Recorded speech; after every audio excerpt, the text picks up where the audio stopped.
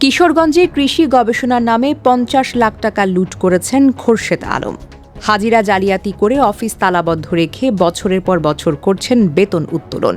লোক দেখানো সাইনবোর্ড বিতরণ ও ফটো সেশন করার পর দেখা মেলেনি কারও। বিপাকে পড়েছেন কৃষকেরা। প্রতি বছরই একই জালিয়াতি করে অর্ধ কোটি টাকা আত্মসাৎ করেন খোরশেদ। বিস্তারিত দেখুন কিশোরগঞ্জ থেকে দিলরুবা জাহানের করা ৩ পর্বের ধারাবাহিক অনুসন্ধানী প্রতিবেদনের প্রথম পর্বে। কিশোরগঞ্জের সরেজমিন গবেষণা বিভাগের কার্যক্রম ঘিরে এখন উঠেছে সরকারি অর্থ অপচয়, দায়িত্বে অবহেলা এবং অনিয়মের গুরুতর অভিযোগ।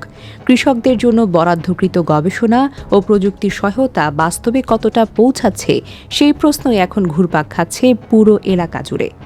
হোসেনপুর ও করিমগঞ্জ উপজেলার বহুস্থানিক পরীক্ষণ এলাকার চিত্র স্থানীয়দের ভাষায় এখন চরমভাবে হতাশাজনক। অফিসে ভবন আছে, সাইনবোর্ড আছে, কিন্তু অধিকাংশ সময়ে তালাবদ্ধ থাকে দরজা। স্থানীয়দের অভিযোগ, বছরের পর বছর এই অফিসগুলো কার্যত অচল অবস্থায় পড়ে আছে, অথচ নিয়মিত ভাড়া পরিশোধ করা হচ্ছে সরকারি অর্থে। স্থানীয়দের দাবি, দায়িত্বপ্রাপ্ত বৈজ্ঞানিক সহকারীরা কর্মস্থলে নিয়মিত থাকেন না। কেউ জেলা শহরে, কেউ অন্য জেলায় অবস্থান করলেও মাস শেষে নিয়মিত বেতন তুলছেন। হাজিরা খাতায় স্বাক্ষর নিয়ে উঠেছে গুরুতর প্রশ্ন, যা স্থানীয়দের মতে পরিকল্পিত অনিয়মের অংশ। একাধিক কৃষকের অভিযোগ, এরা খালি সাইনবোর্ডে দিই, কোনো অফিসার কিচ্ছু আইয়ে না, বুঝলেন? এবং কেয়ার অফিস কি এটার ভিতরে কি করে না করে এসব তো আমরা কইতেই পারি না। যেটা বললেন যে করিমগঞ্জে আমাদের কৃষি গবেষণার উপশাখা যেটা বা উপকেন্দ্র, এরকম তো কোনো তথ্য আমরা শুনি নাই। কৃষকের জন্য যদি এটা করা থাকে তাহলে কৃষক কেন জানবে না যে এখানে একটা অফিস আছে তাদের?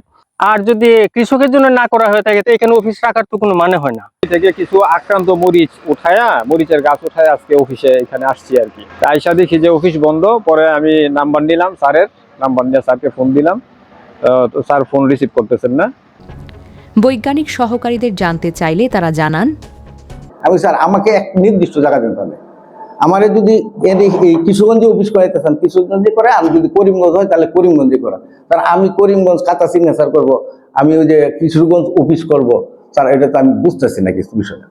হ্যাঁ, কইতেছে না আমি হলাম বস, আমি যেটা বলবো আপনি ওইখানে মানে অফিস করবেন, এইভাবে কাজ করবেন। আমাদের বস যাবা করে এইভাবে আমরা অনুসরণ করি, উনার নির্দেশে উনি যেভাবে নির্দেশ দেয় আমরা এইভাবেই করি। বরাদ্দ কত আমি তা বলতে পারবো না, এটা বসের সাথে আলাপ করে দেখেন, এটা আমরা বলতে পারবো না। অফিসারে বললে স্বাক্ষর করে দিই, ছায়াও দেখি। তাহলে জানে কারা? অ্যাকাউন্টস আর ইনচার্জ। জানতে চাইলে এটা অপরাধ দেবো। এটা তার অফিস, ইনচার্জের অফিস। আমি ইনচার্জের অফিসে আমি আমার কোনো ইনচার্জ এভাবে আমার বলে আমার সেভাবে কাজ করতে হবে।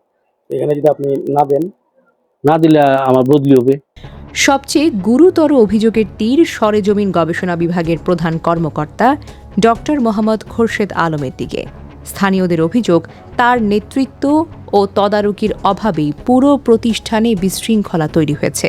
অফিস কার্যত অচল হয়ে পড়া, মাঠ পর্যায়ে সেবা না থাকা এবং বরাদ্দ ব্যবস্থাপনায় অনিয়মের পেছনে তার দায় রয়েছে বলে দাবি উঠেছে। অভিযোগ রয়েছে, বছরের পর বছর ধরে সরকারি বরাদ্দের সঠিক ব্যবহার হয়নি, বরং তা কাগজে কলমে সীমাবদ্ধ থেকেছে। স্থানীয়দের ভাষায়, কৃষকদের জন্য বরাদ্দ হওয়া অর্থের সঠিক ব্যবহার না হয়ে তা ব্যবস্থাপনার দুর্বলতায় অপচয় হয়েছে, যার কারণে কৃষকেরা প্রকৃত সেবা থেকে বঞ্চিত হচ্ছেন। ডক্টর মোহাম্মদ খোরশেদ আলম অবশ্য অভিযোগ অস্বীকার করে বলেন, তালা পরিবর্তন করার ব্যবস্থা হয়ে গেছে, অফিস না খুলে এই কাজ করতে দেব না। আপনি মাসে একদিন আপনি অ্যাক্সিডেন্টলি নাই সাইন করতেই পারেন, ওটা কোনো ব্যাপার না, কিন্তু পুরা মাস আপনি ব্ল্যাঙ্ক, এটা আমি কি জবাব দিব? আমার যদি কালে অডিট আসে আমি আপনার বিরুদ্ধে কি জবাব দিব? এত সহজ না। চাকরি হয়েছে, চাকরি যে মনে করেন যে সরকারি চাকরি হওয়ালে আর যায় না, বিষয়টা এরকম না। আমি আপনার কথাটা মানলাম, আমি দেখবো বিষয়টা। সরকারি তথ্য মতে কিশোরগঞ্জ সরেজমিন গবেষণা বিভাগের জন্য প্রতি বছর প্রায় অর্ধ কোটি টাকা বরাদ্দ দেওয়া হয়। পাশাপাশি 3টি বহুস্থানিক পরীক্ষণ এলাকায় ভাড়া বাবদও সরকারি অর্থ ব্যয় হচ্ছে, যদিও কার্যক্রমের দৃশ্যমান ফল নেই বলেই অভিযোগ স্থানীয়দের। স্থানীয় কৃষক ও সচেতন মহলের দাবি, এটি শুধু প্রশাসনিক দুর্বলতা নয়, বরং দীর্ঘদিনের অনিয়ম ও সরকারি অর্থ ব্যবস্থাপনার গাফিলতির একটি বড় উদাহরণ। তারা দ্রুত নিরপেক্ষ তদন্তের মাধ্যমে দায়ীদের নিশ্চিত করে কঠোর ব্যবস্থা নেওয়ার দাবি জানিয়েছেন, যাতে কৃষকের জন্য বরাদ্দ অর্থ প্রকৃত সেবায় ব্যবহৃত হয়। দর্শক, পরবর্তী পর্বে থাকছে আরও বিস্তারিত, তাই চোখ রাখুন অগ্রযাত্রা প্রতিদিনে।